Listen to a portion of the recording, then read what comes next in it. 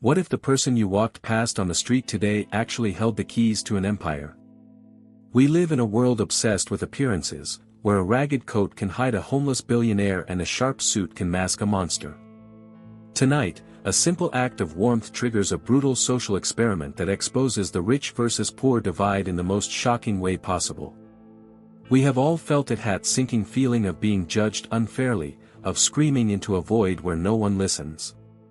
It is painful to watch good people suffer while the cruel rise to the top, stripping away our faith in humanity. But what happens when the tables turn? What happens when a secret kindness test becomes a trap for the wicked? Enter Julia Collins. She is shivering, she is struggling, but she possesses a true worth that money simply cannot buy.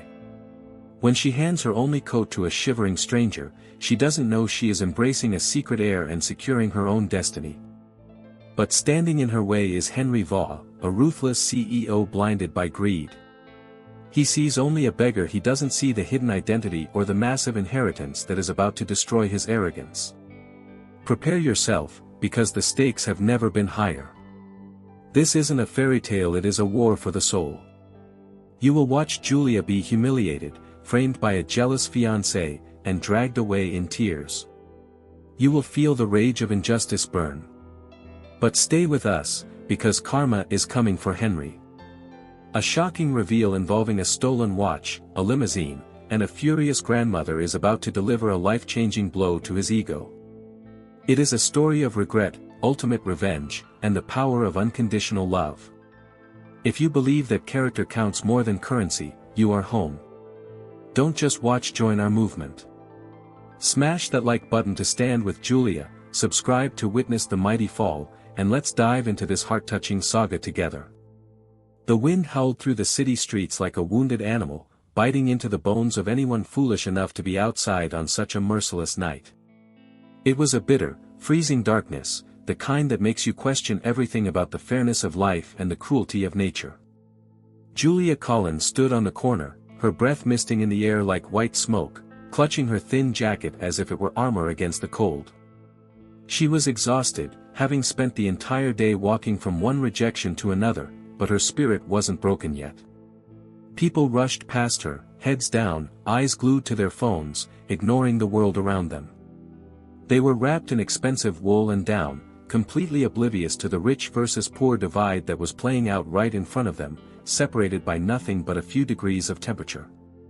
Julia watched them, not with envy, but with a quiet sadness, wondering when we became so disconnected from one another that we could ignore suffering in plain sight. Then she saw Hera figure huddled against the brick wall of a luxury boutique, shivering violently under a pile of dirty newspapers. The woman looked frail, her gray hair matted, her clothes nothing but rags that offered no protection against the biting frost. It was a stark, brutal image of destitution in a city of immense wealth, a contradiction that made Julia's stomach turn. Julia's heart clenched in her chest. She knew she didn't have much, barely scraping by herself and counting every penny for rent, but seeing another human being in such distress triggered something deep within her. It wasn't just pity, it was a recognition of shared humanity, a refusal to let someone suffer alone while the world looked away in apathy. Without a second thought, Julia began to unbutton her coat, her fingers fumbling with the buttons as the wind tore at her.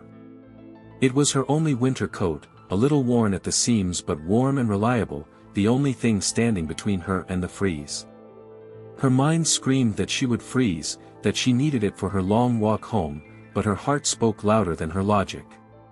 She approached the woman slowly, not wanting to startle her, stepping into the woman's personal space with gentleness. "Ma'am," she whispered, her voice trembling slightly from the chill.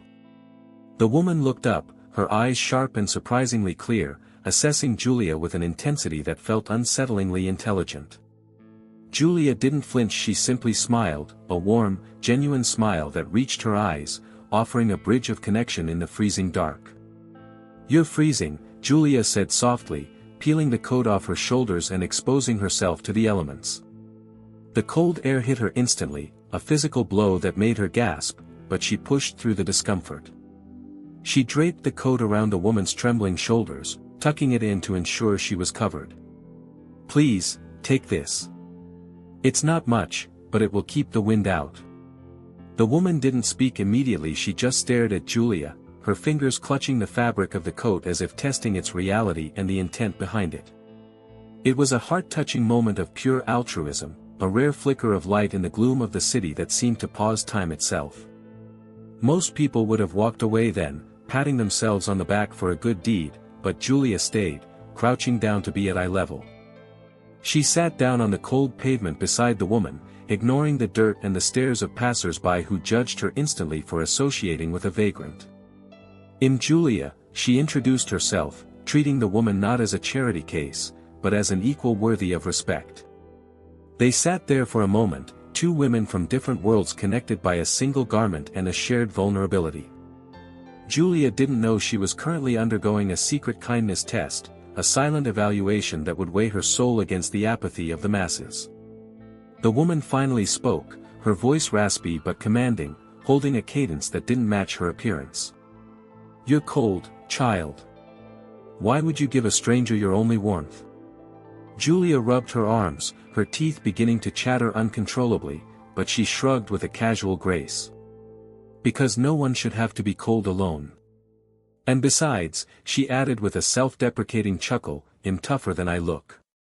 It was a lie. She was freezing to the bone, but it was a lie born of unconditional love for her fellow human, a love that expects nothing in return. She didn't do it for a reward. She did it because it was right, and that moral compass was her true north. As the snow began to fall harder, dusting the city in white, Julia stood up, her legs stiff from the cold pavement. "I have to go," she said, her voice shaking. "Please stay safe." She turned to leave, facing the biting wind with nothing but her thin blouse, a silhouette of sacrifice against the city lights. She walked away, shivering violently, unaware that the eyes watching her retreat were not those of a helpless beggar, but of a homeless billionaire initiating a social experiment that would shake the foundations of the city. Consider this for a moment. It is easy to be kind when it costs you nothing, but to give when you have nothing? That is the definition of heroism. Julia disappeared into the snowy night, fighting the cold, completely oblivious that she had just set the gears of destiny in motion. She didn't know that her life was about to change forever, or that the coat she gave away was about to return to her in the form of a life-changing opportunity.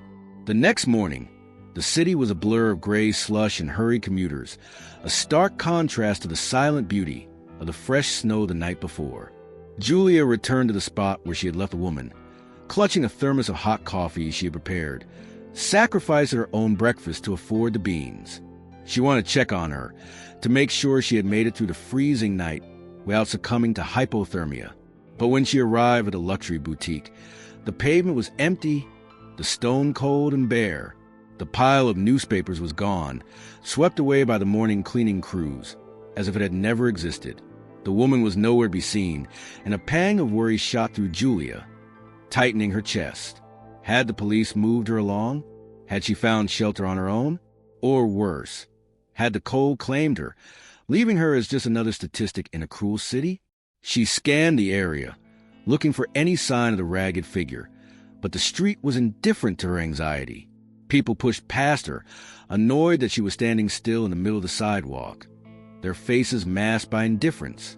Just as she was about to turn away, defeated and worried, something caught her eye near the ground. Tucked into a crack in the brick wall, exactly where the woman's head had rested, was a small, rectangular object that seemed out of place. It wasn't a piece of trash. It was too stiff, too deliberate, and it reflected the morning light with a dull gleam.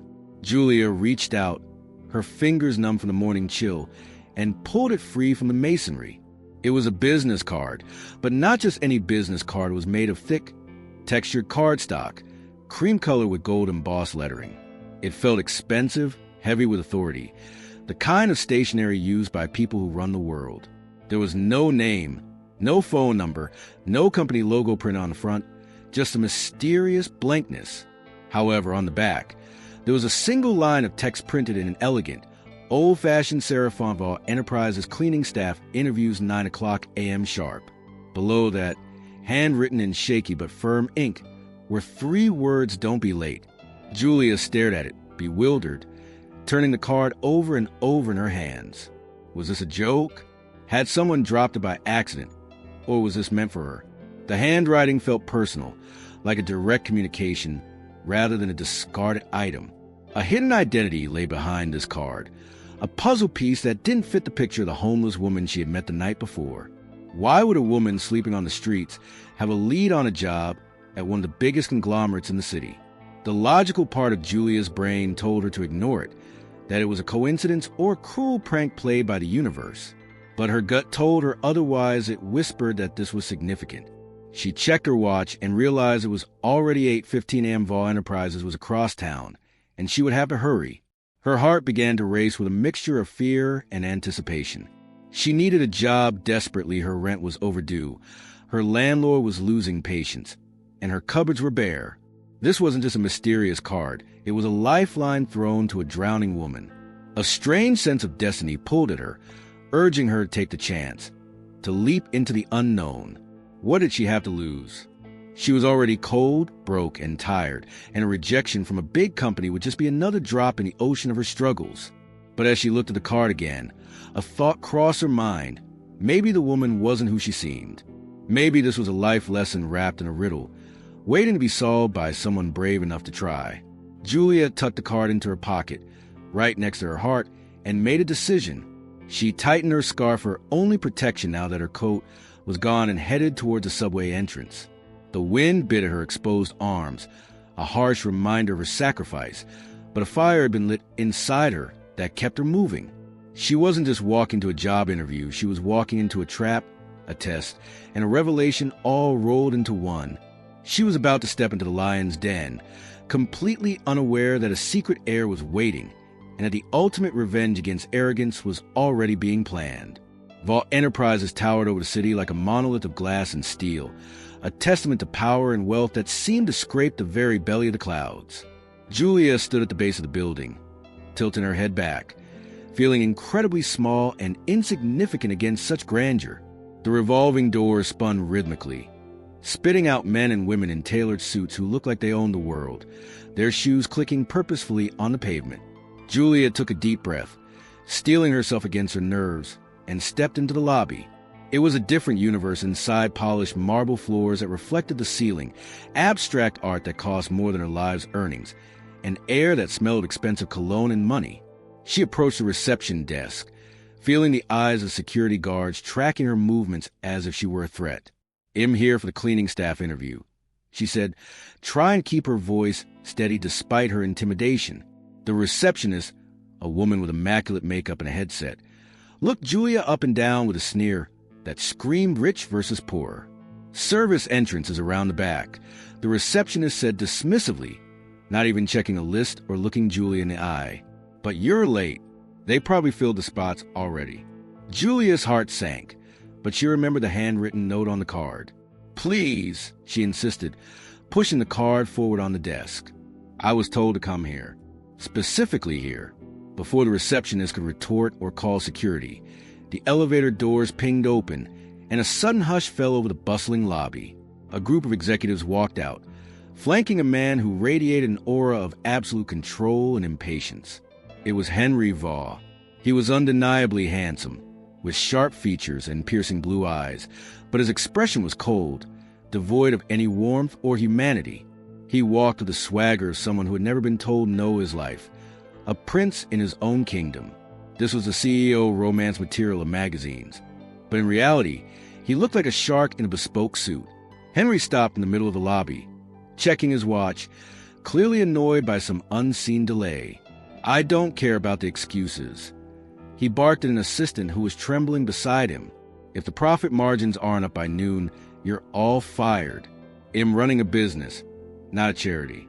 His voice echoed off the marble walls, sharp and cruel, cutting through the ambient noise. Julia froze, watching him. This was the man at the top. The contrast between his arrogance and the kindness she had shown the night before was jarring. As Henry turned, his gaze swept over the lobby and landed on Julia, pausing as if he had stepped in something unpleasant. In this pristine environment, she stood out like a sore thumb in her worn-out clothes and messy hair. He didn't see a person with a story. He saw a blemish on his perfect corporate image. He walked over to the reception desk, ignoring Julia completely at first, addressing the receptionist instead. "Why is there a vagrant in my lobby?" he asked, his voice dripping with disdain. The receptionist scrambled to apologize, terrified of his wrath. "She claims she's here for an interview, Mr. Vaugh. I was just sending her away." Julia felt the heat rise to her cheeks, a burning flush of shame. Humiliated doesn't even begin to cover it. She was being erased. She wasn't a vagrant. She was a hard worker who had fallen on hard times. She stepped forward, finding a reserve of courage she didn't know she had. "I'm not a vagrant," she said, her voice clear. "I'm here for a job. I'm willing to work," Julia stated, holding her ground. Henry turned to face her slowly, looking at her as if she were a microscopic organism he wanted to squash. "Work?" he scoffed, a cruel smile playing on his lips. "Look at you. You can't even take care of yourself.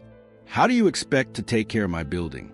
It was a brutal assessment, a judgment based solely on appearance that completely missed the content of her character. Henry's words hung in the air, toxic and heavy, silencing the entire lobby as everyone watched the spectacle. The security guards moved in, their hands resting on their belts, ready to escort Julia out by force if necessary. "You heard Mr. Vaugh," one of them grunted, grabbing Julia's arm with unnecessary force. "Let's go." Julia tried to pull away, her dignity in tatters, her face burning. "I haven't done anything wrong," she protested, looking around the lobby for a sympathetic face. Anyone who would speak up? But there were none. The employees kept their heads down, terrified of Henry's wrath, complicit in their silence. It was a painful reminder of how easily we let others be judged to save our own skins, a collective failure of courage. Henry didn't even watch her leave. He was already checking his phone, dismissing the human wreckage he had caused as if she were dust. To him, Julia was irrelevant, a minor annoyance in his busy schedule of acquiring wealth and power. He mocked her shabby clothes because he couldn't comprehend the struggle behind them, his privilege blinding him to reality. He rejected her application not because she wasn't capable, but because her poverty offended his aesthetic sensibilities. It was the ultimate display of arrogance, a man so high up on his pedestal that he couldn't see the ground anymore. "Wait," Julia shouted, digging her heels into the polished floor. She pulled the business card from her pocket, her last defense. "I have this. I was invited." She held it up like a shield against their judgment. The guard paused, glancing at the card, and frowned as he recognized the high-quality stock and the gold embossing. He hesitated, looking back at Henry with uncertainty. "Sir, she has a priority card." Henry stopped near the elevator, his curiosity piqued only by the audacity of the interruption. He walked back, snatched the card from Julia's hand, and examined it with a sneer. For a second, a flicker of confusion crossed his face as he recognized the stationery was his grandmother's personal stock, the kind she hadn't used in years. But he dismissed it instantly, refusing to believe the impossible. "She probably found it in the trash," Henry sneered, tearing the card in half and letting the pieces flutter to the floor like confetti. "My grandmother is senile. She doesn't hire cleaning staff. And even if she did, she wouldn't hire this." He gestured at Julia with disgust, sealing her fate. "You're a liar and a fraud. Get out before I have you arrested for trespassing." The cruelty was breathtaking in its casualness. Julia watched the torn pieces of the card hit the floor, feeling her hopes shatter along with them. She had been humiliated in front of dozens of people, her integrity questioned, her poverty weaponized against her. This was the rich versus poor dynamic at its ugliest assumption that being poor equated to being dishonest. As the guards dragged her towards the revolving doors, Julia locked eyes with Henry one last time. She didn't look at him with fear anymore, but with a deep, resounding pity. "You have everything," she said, her voice cutting to the noise of the lobby, "but you have nothing." Henry laughed, a cold, sharp bark that lacked any joy. "I have $1 billion company. You have a torn coat. I think I win." But deep down, a seed of doubt was planted. Julia was thrown out onto the cold sidewalk, landing on her hands and knees in the slush. The physical pain was nothing compared to the emotional bruising she felt. She sat there for a moment, the snow soaking into her jeans, tears finally spilling over. She had failed. The social experiment seemed to have ended in defeat. But think about this, have you ever been judged by someone who didn't know your story? Julia's journey isn't over. The homeless billionaire wasn't done with Henry Vaugh yet, and the ultimate revenge was just getting started. 3 days later, the atmosphere in the boardroom of Vaugh Enterprises was tense enough to snap the steel cable. The board of directors sat around the massive mahogany table, their faces grim and unreadable. Henry paced at the head of the room, furious, his composure cracking. "What do you mean she's overriding me?" he shouted, slamming his hand on the table. "I am the CEO. I make the hiring decisions." The chairman of the board, an older man with a poker face, simply slid a folder across the table. "Not this time. Henry, the majority shareholder, has invoked the founder's clause." The majority shareholder was, of course, the mysterious owner Henry's reclusive grandmother, whom he had been trying to declare incompetent for years to seize full control of the inheritance. She had been silent for a decade, hiding away from the world. But now, she had made a move that shocked everyone. She has appointed an external consultant. The chairman continued, checking his notes. A mystery consultant to audit the company's culture and ethics. Henry scoffed, loosening his tie as if the room had suddenly grown hot. "Ethics? We run a business, not a Sunday school. Who is this clown? Some Ivy League professor? A corporate spy?" The doors to the boardroom opened slowly, interrupting his tirade. "Not exactly," a familiar voice said. Henry spun around, and his jaw practically hit the floor. Standing there, framed by the doorway, was Julia Collins. But she wasn't wearing her rags anymore. She was dressed in a simple, professional suit, inexpensive, but clean and sharp. Her head was held high, her eyes blazing with a newfound determination and confidence. "You?" Henry whispered, the color draining from his face. "The beggar from the lobby?" The board members exchanged confused glances, but the chairman nodded respectfully at Julia. "Mr. Vaugh, meet Ms. Collins. She is a consultant sent by the owner." The silence in the room was deafening, a vacuum where Henry's ego used to be. It was a shocking reveal that no one saw coming. The woman Henry had kicked out onto the street was now his equal, practically his superior in this context. It was the ultimate karma delivery system, arriving on his doorstep. "This is a joke," Henry stammered, looking for an ally among the board. "She's homeless. She's a nobody. She tried to scam her way into a cleaning job."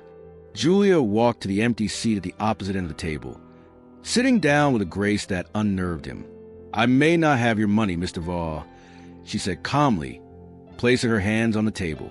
"But I have something you clearly lack the owner's trust." She placed a folder on the table. Inside was a torn business card, taped back together, alongside a formal contract signed by the homeless woman herself. This wasn't just a job, it was a kindness test turned into a corporate takeover. Julia had been chosen not for her resume, but for her character, a currency Henry didn't understand. She was a secret heir's proxy, sent to clean up the rot at the top. Henry felt a bead of sweat trickle down his back. He was trapped. If he fired her, he violated the founder's clause and lost the company. He had to endure this hidden identity in his midst. "Fine," Henry hissed, his eyes narrowing into slits. "You want to play consultant? Go ahead, but this is my company." He leaned forward, his voice a low threat. "You step one toe out of line, and I will destroy you." He was declaring war, unaware he was fighting a battle he had already lost. Julia smiled, a cool, confident smile that unsettled him more than any scream. "I'm not here to play, Henry. I'm here to work." The rich versus poor clash had just moved from the street to the boardroom, and the stakes were life-changing. The war began the next morning, and Henry didn't waste any time launching his offensive. If he couldn't fire Julia, he would make her life a living hell until she begged to leave of her own accord. He assigned her an officia cramped, windowless storage closet in the damp basement, next to the noisy boiler room. He buried her under mountains of paperwork, demanding detailed audits of files from 1995 by 5 o'clock p.m., tasks designed to be mindless and crushing. "I need this report on my desk in an hour," Henry said, dropping a stack of dusty binders on her tiny desk, smirking. "And get me a coffee. Black, from the shop, 3 blocks away. You have 5 minutes. He treated her like a servant, trying to reinforce the rich versus poor dynamic, trying to remind her of her place in his world. He wanted her to feel humiliated again, to crack under the pressure and run away in tears. He wanted to see the despair he had caused in the lobby, to validate his own superiority. But Julia didn't crack, she thrived. She took the paperwork and organized it with a terrifying efficiency, finding a rhythm in the chaos. She didn't complain about the closet. She put up a picture of a flower and made it cozy, transforming the space. When he demanded the coffee, she brought it, not with subservience, but with a cheerful "Here you go. Henry, you look tired."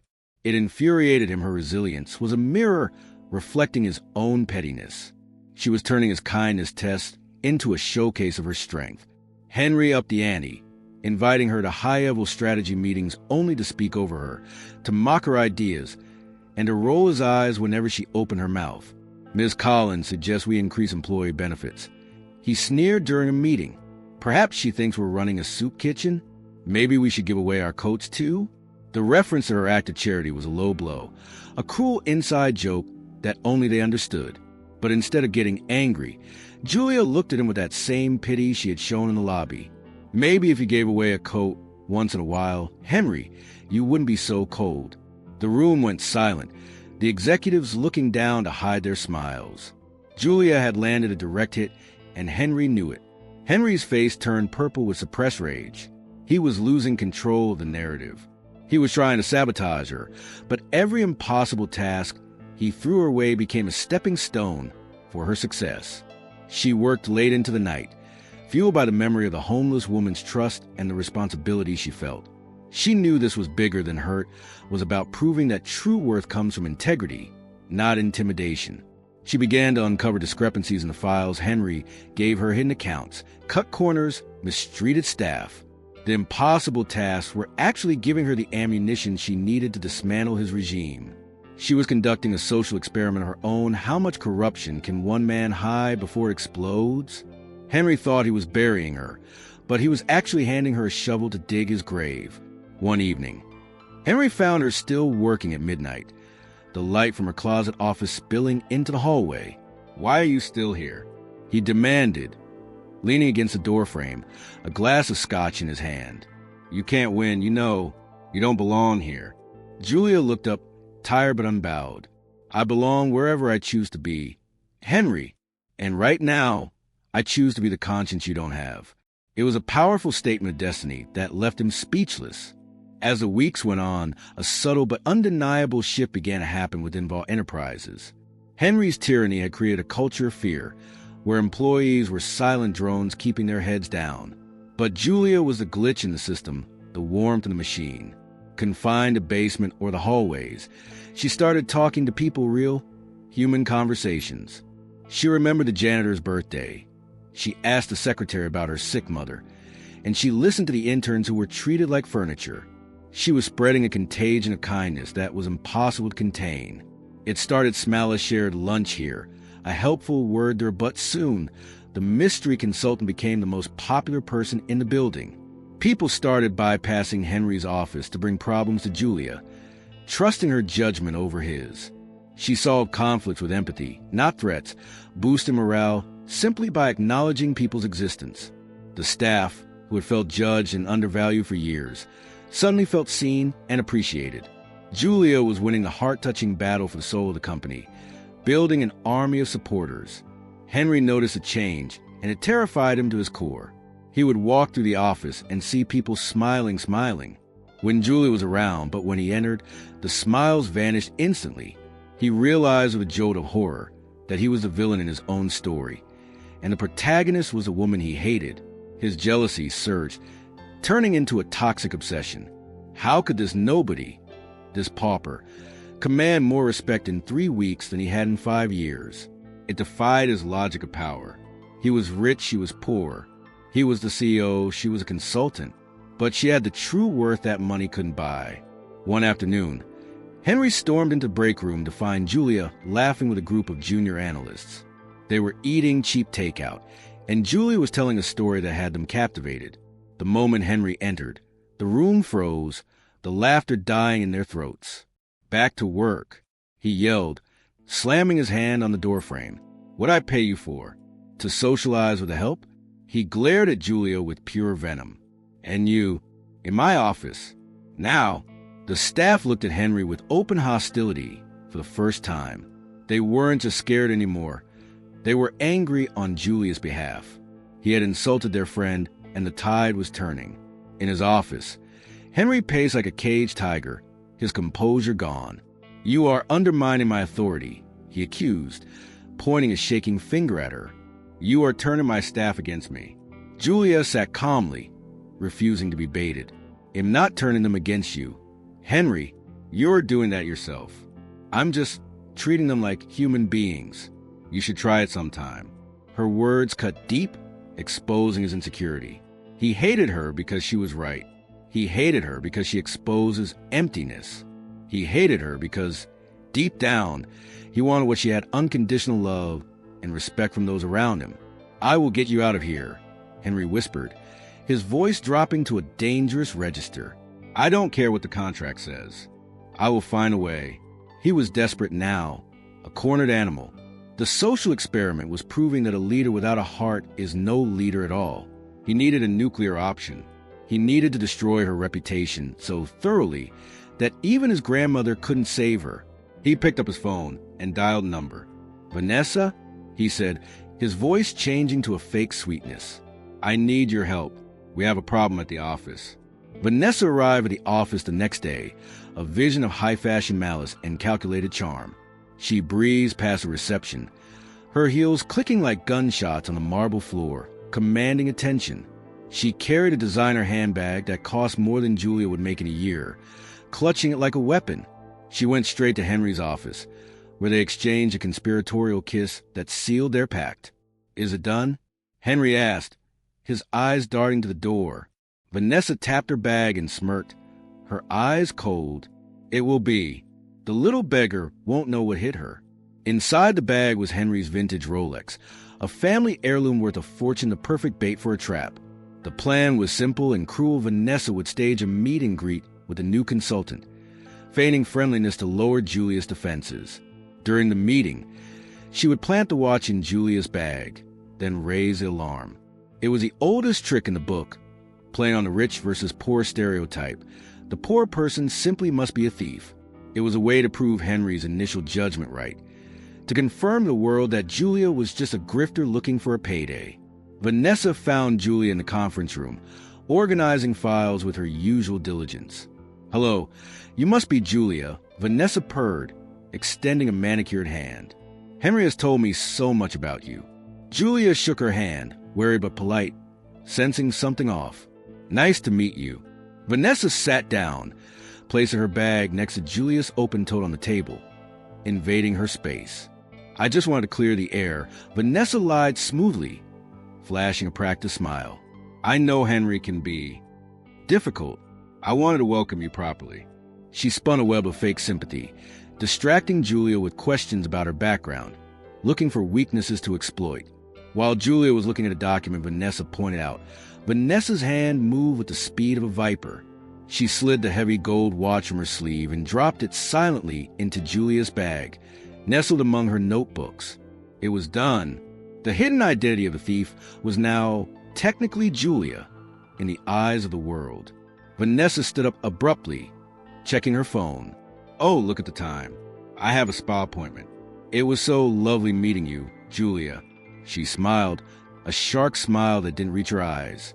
I hope you enjoy your time here, however short it may be.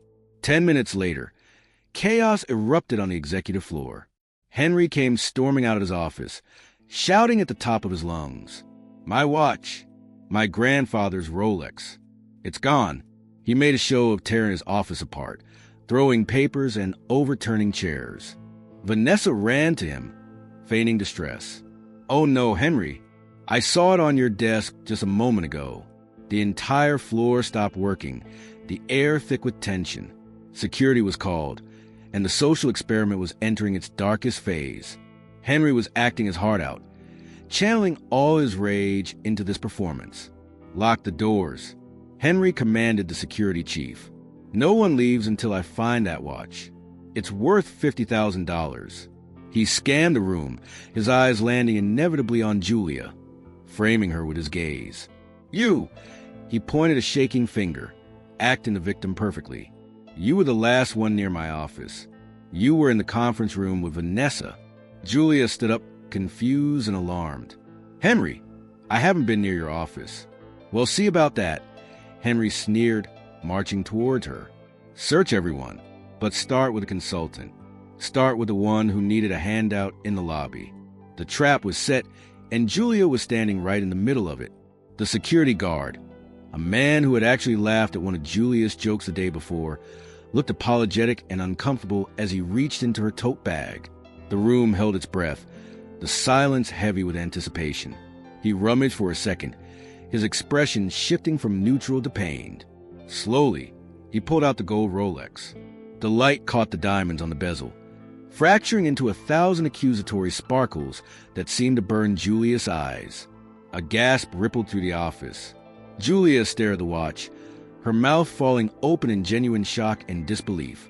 I didn't take that, she stammered, looking from the watch to Henry. I've never seen it before. I swear.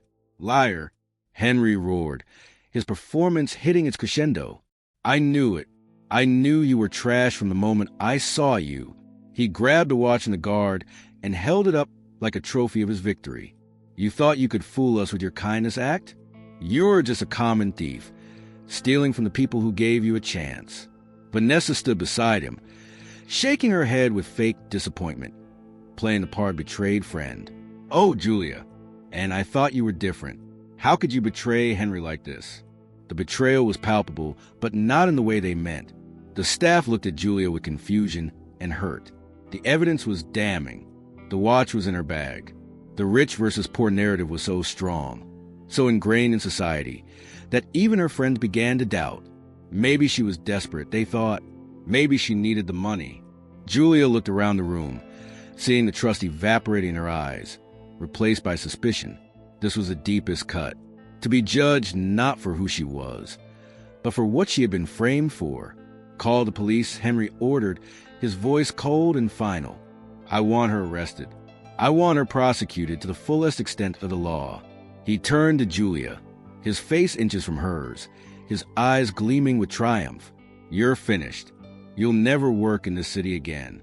You'll go back to the gutter where you belong. He was publicly humiliating her, stripping away every shred of dignity she had built over the last few weeks. He wanted to break her spirit completely, to make her regret ever crossing him.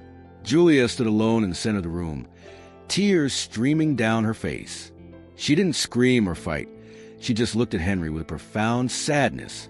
I didn't do this, Henry, she whispered. And deep down, you know it. You're destroying an innocent person to save your ego. Her words were quiet, but they carried the weight of truth that made Henry flinch, just for a nanosecond. But his arrogance quickly covered it. Save it for the judge, he spat. The police arrived minutes later, sirens wailing a sound that signaled the end of Julia's hopes. 2 officers marched in, handcuffed Julia, and read her rights in a monotonous tone. The sight of the mystery consultant, the woman who had brought warmth to the office, being led away in cuffs was a heart-touching tragedy. It felt like evil had won, like karma was asleep at the wheel. As she was led to the elevators, Henry shouted after her, "This is what happens when you try to be something you're not. Remember this lesson." He was gloating, drunk on his own power. He thought he had passed his own twisted test. He had removed the threat.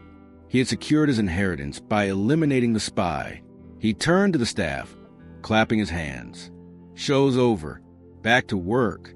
Let this be a warning to anyone who crosses me.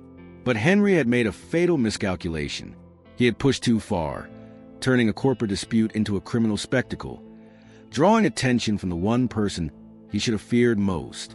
The walk from the elevator to the police car was the longest walk of Julia's life, a journey of absolute shame. She was paraded through the lobby, the same lobby where she had been rejected weeks ago, now in handcuffs. The receptionist watched with wide eyes, vindicated. Passers-by stopped to stare, phones out, recording the criminal being dragged away. Julia kept her head down, trying to hide her face, sobbing quietly into her chest. She felt completely broken. She believed her kindness had been a mistake. If she had just walked past that homeless woman, none of this would have happened. She would be poor, but she would be free. She questioned everything.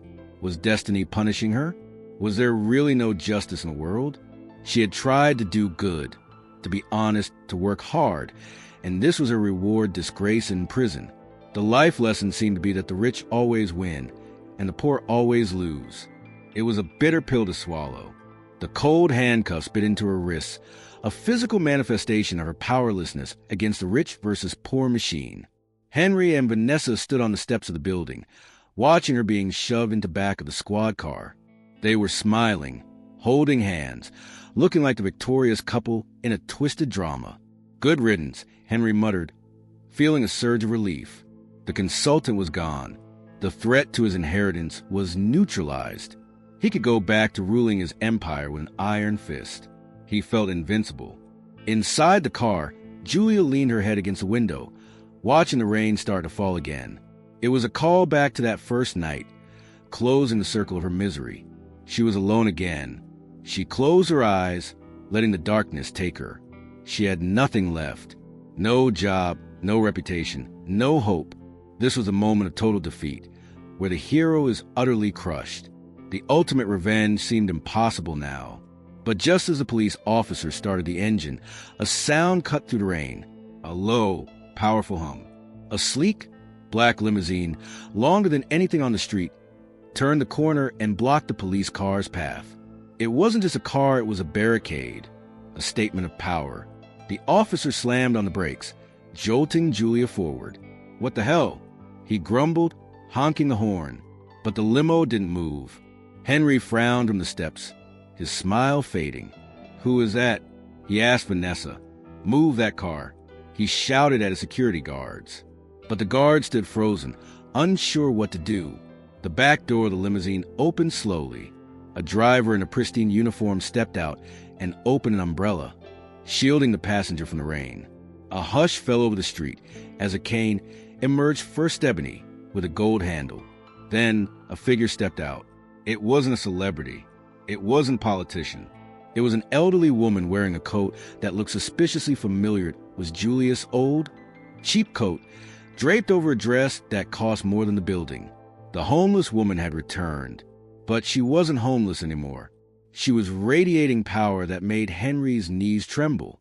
The homeless billionaire had entered the chat. The police officer rolled down his window. "Ma'am, you're blocking traffic."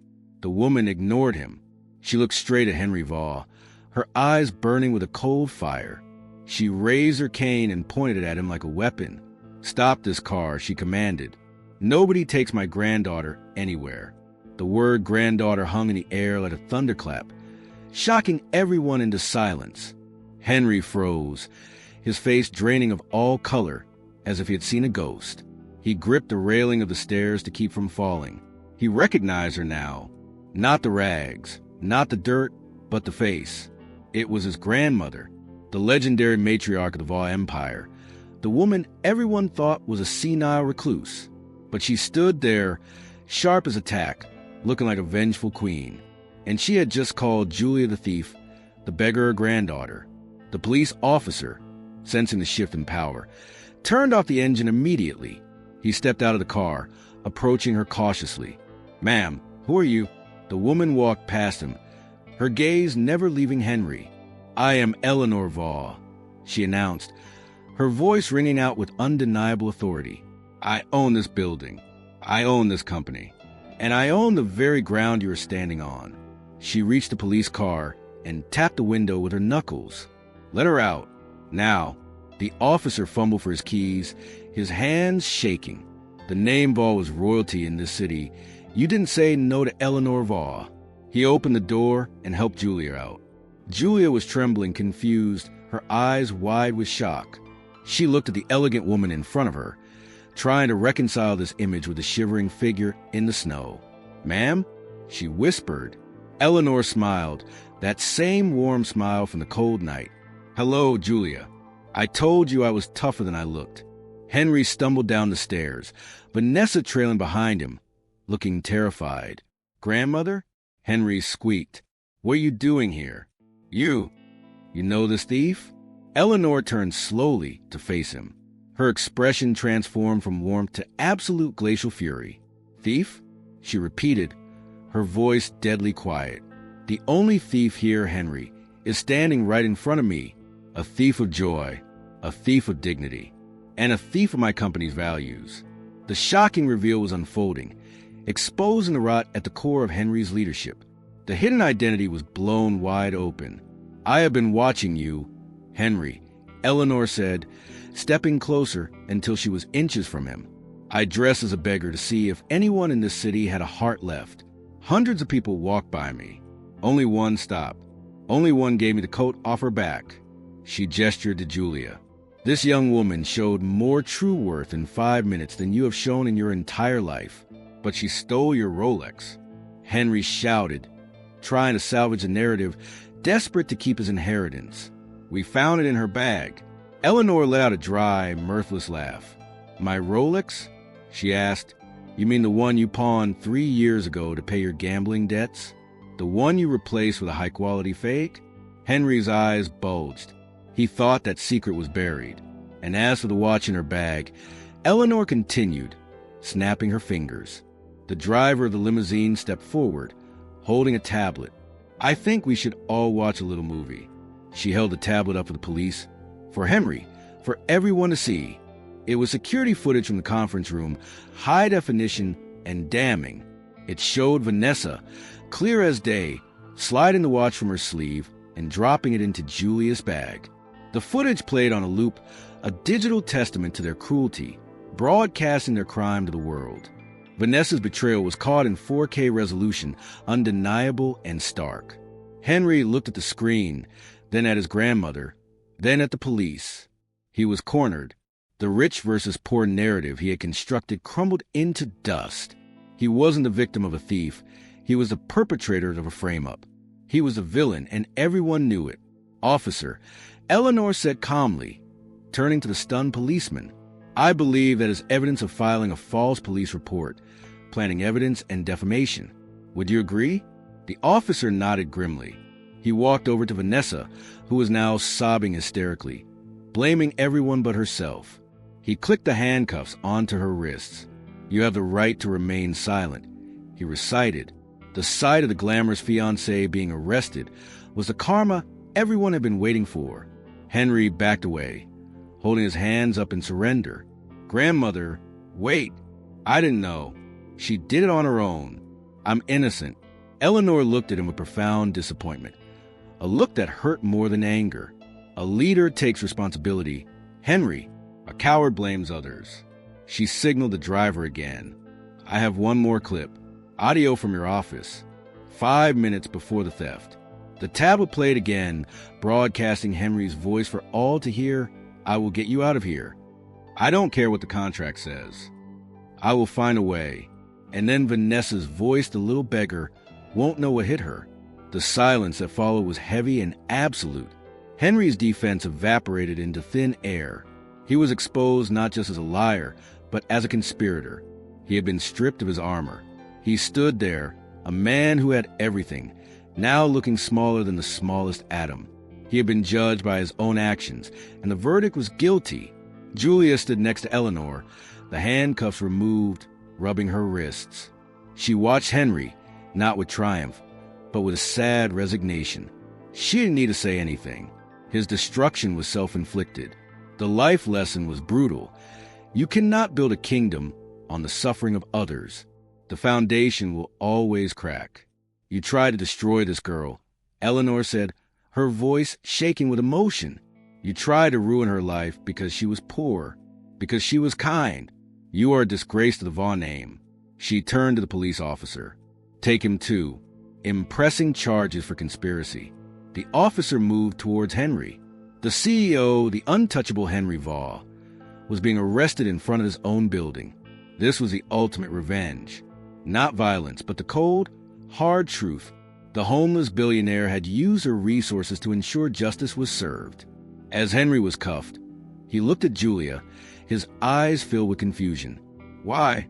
He asked, his voice broken. Why did you come here? Julia looked him in the eye, her voice steady. Because your grandmother gave me a chance. Something you never did. He was led away, leaving Julia standing tall, the true victor of the day. With Henry and Vanessa in the back of the police car, the atmosphere on the street changed from tension to awe. Eleanor Vaugh turned to the crowd of employees who had gathered, their faces a mix of fear and curiosity. They looked terrified, wondering if they were next on the chopping block. But Eleanor smiled, a genuine expression of relief. She put her arm around Julia, pulling her close. Listen to me, she addressed the crowd. For years, I have looked for an heir. I have looked for someone to take over my legacy. She looked at the building, then back at the people who made it run. I thought it had to be blood. I thought it had to be a Vaugh. But I was wrong. Blood doesn't make you family. Character does. She squeezed Julia's shoulder. I didn't just find a kind stranger that night. I found a leader. I found someone who puts others before herself. I found someone who understands the value of a dollar and the value of a human soul. The inheritance was about to be bestowed, the mystery finally solved. The secret heir was secret no more. I am announcing today, Eleanor declared, her voice booming, that Henry Vaugh is removed from all positions effectively immediately. He is disinherited. A gasp went through the crowd. Billions of dollars gone in a sentence. I was looking for a compassionate heir, not a ruthless one, and I have found her. She turned to Julia, her eyes shining. Julia Collins, you passed the test I didn't even know I was giving. You saved me from the cold, but more importantly, you saved my company from losing its soul. Julia shook her head, tears welling up again. Eleanor, I can't. I'm just a cleaner. I'm nobody. Eleanor laughed, a joyous sound. You are everything, my dear. You are the homeless billionaire's choice. I am adopting you, Eleanor whispered, so only Julia could hear. Legally, as my granddaughter, as my heir. It was a life-changing moment. The girl who had nothing suddenly had everything. Not just money, but a family, a purpose. The destiny that had guided her to that corner was finally revealed. The crowd erupted in applause. It wasn't polite applause, it was genuine cheering. They had seen Julia's kindness. They wanted her to win. The rich versus poor barrier had been smashed. A poor woman was now the richest person in the room, but she hadn't lost her humanity.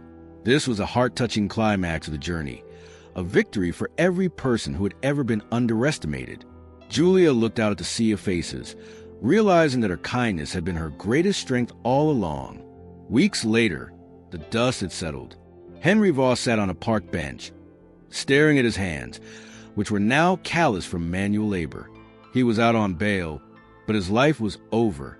His assets were frozen, his friends had abandoned him like rats fleeing a sinking ship, and his fiancée had turned state's witness against him to save herself. He was wearing a cheap tracksuit, the only thing he had left. He looked normal. He looked like the people he used to mock. He watched the world go by, feeling the sting of being ignored, of being invisible. He felt the cold wind, and for the first time, he truly understood. He understood the fear Julia must have felt on those streets. He understood the humiliation of being looked through. Karma had stripped him bare, leaving him with nothing but his thoughts. He had been humiliated publicly, stripped of his title, and left with nothing but his regret, a heavy burden to carry. He realized with a sickening clarity that he had destroyed the only pure thing in his life. Julia had offered him friendship, or at least cooperation. She had tried to help him, to show him a better way, and he had crushed her. He fell to his knees right there in the park, burying his face in his hands, oblivious to the passers-by. He wept, not for his money, but for his soul. He realized he was a homeless one, now homeless in his heart, spiritually bankrupt. He had failed the kindness test so spectacularly that he had become the cautionary tale for the entire city. He remembered his grandmother's words, "I was looking for a compassionate heir." He had been ruthless, and it had gotten him nowhere but a park bench. The ultimate revenge wasn't prison. It was this realization, this utter loneliness. He stood up, shaky but resolved. He knew what he had to do. He didn't want the money back. He just wanted forgiveness. He wanted to feel like a human being again. He started walking towards Vaugh Enterprises, his steps heavy. He didn't know if they would let him in. He didn't know if Julia would even speak to him. But he had to try. He had to face his destiny, even if it was a destiny of penance. Ask yourself, does everyone deserve a second chance? Henry was about to find out. Henry arrived at the building, hesitating at the revolving doors. The security guard, the same one who had arrested Julia, stopped him. "Mr. Vaugh, I mean Henry, you can't be here." Henry looked at him, defeated, his arrogance completely gone. "Please, just tell her I'm here. I just want to apologize. Then he'll leave forever." The guard hesitated, seeing the change in the man, then picked up the phone. Minutes later, Julia walked into the lobby. She looked different, confident, radiant, dressed in a suit that fit perfectly, but she still wore a warm smile. She saw Henry standing there, looking broken and small. She could have had him thrown out. She could have gloated. It would have been the perfect ultimate revenge. But Julia wasn't Henry, she was better. She walked up to him. Henry couldn't meet her eyes, staring at the floor. "Julia," he croaked, I am so sorry. For everything. I was a monster. You were right. I had everything, and I had nothing." He fell to his knees again, right there in the lobby, sobbing. "Please, just forgive me. I don't want the company. I just want to be able to look at myself in the mirror." The staff watched, holding their breath. This was the final test. The kindness test part 2. Would the oppressed become the oppressor? Would Julia use her power to crush him? Julia looked down at him. She saw a broken man. She remembered the cold night. She remembered that everyone deserves a second chance, even those who seem least deserving. She reached down and took his hand. "Stand up, Henry," she said softly. He looked up, tears in his eyes, shocked by her touch. "We don't kneel here." She pulled him up until they were eye to eye. "I forgive you," she said, "not because you deserve it, but because I refuse to carry the burden of hate." It was an act of unconditional love, of supreme mercy. She showed him true worth one last time. "You have a long way to go, Henry," she said, "but you can start today. You can start by learning what it means to serve others." She didn't give him his job back. She didn't give him money. She gave him something more valuable, a chance to redeem himself through hard work. She gave him hope. 6 months later, Vaugh Enterprises was unrecognizable. The lobby was filled with light and laughter. There were community programs, charity drives, and a culture of respect that permeated every floor. At the helm was Julia Collins, the secret heir turned CEO. She was beloved, effective, and fair. She had proven that kindness and profit were not mutually exclusive. She was a life-changing force in the business world, a beacon of what leadership could be. And in the back, working in the mailroom, was Henry. He was starting from the bottom. He wore a uniform. He sorted packages. But he smiled. He talked to people.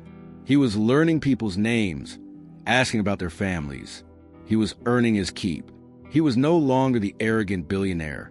He was just Henry, a reformed man finding joy in simplicity. One evening, as Julia was leaving, she saw Henry sweeping the sidewalk, the same spot where he had kicked her out months ago. He looked up and saw her. He stopped and wiped his brow. "Good evening, Miss Collins," he said respectfully. Julia smiled. "Good evening, Henry. How's the work?" Henry smiled back, a genuine, humble smile that reached his eyes. "It's honest work. I'm learning a lot." He hesitated, clutching the broom. "Julia, can I buy you a coffee sometime? Just as a friend, to say thank you for saving my life?" He wasn't asking for a CEO romance. He was asking for a chance to earn her love properly. He wanted to build a connection based on respect, not status. Julia looked at him. She saw the change. She saw the effort. She saw the destiny that had brought them full circle. "I'd deal like that, Henry," she said, "but you're paying, and it better be from the cheap place down the street." They both laughed. It was a sound of healing. As Julia walked away, she looked up at the sky. It wasn't snowing anymore. The stars were out, shining brightly. She had passed the test. She had kept her heart warm in a cold world. She was a homeless billionaire's legacy. And Henry? He picked up his broom and kept sweeping, grateful for every stroke, grateful for the life lesson that had destroyed him to save him. Julia's journey proves one undeniable truth: a ragged coat, given with love, is worth more than $1 billion empire built on greed. True wealth isn't measured by the balance in your bank account, but by the warmth in your heart. If you refuse to judge a book by its cover and believe that compassion is the ultimate superpower, then you have found your home. Subscribe right now and join a community that champions the good in humanity. Let's prove that kindness is not a weakness, but a force of nature. Now, let's make this message heard. Smash that like button to help the algorithm spread this hope to a world that desperately needs it. Comment below, what is the one act of kindness you will never forget? I want to read your stories. And finally, share this video with someone who needs a reminder that nice guys don't always finish last. And while you wait for our next adventure, don't let the inspiration stop here. Our channel is a treasure chest of emotional journeys. Just like this Onigo, explore our previous videos and discover more hidden gems. And trust me, you do not want to miss what we are working on next. The only way to be ready is to turn on that notification bell. You won't want to be left out of the next emotional roller coaster. See you in the next story.